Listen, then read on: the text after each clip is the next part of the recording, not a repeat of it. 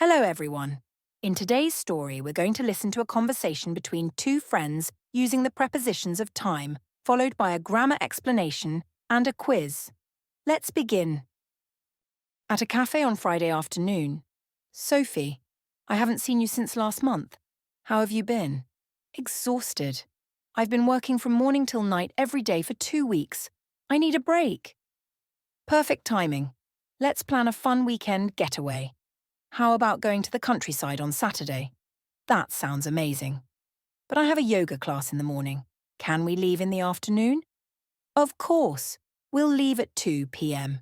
We'll get there by 4 p.m., just in time for tea at that cosy little cafe. Oh, I love that place. I went there in May, and their scones were the best. Great.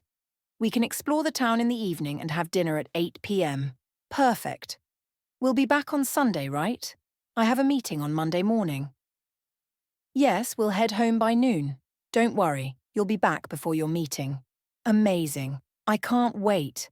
I really need this trip. Me too. See you at the train station on Saturday. Key prepositions of time in the story. We use in for parts of the day. In the morning.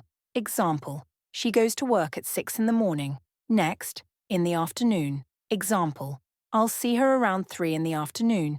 But we say, at night. We use on for specific days and dates. For example, on Friday, on Saturday, on Monday morning, on the 5th of March. We use it for place and clock times.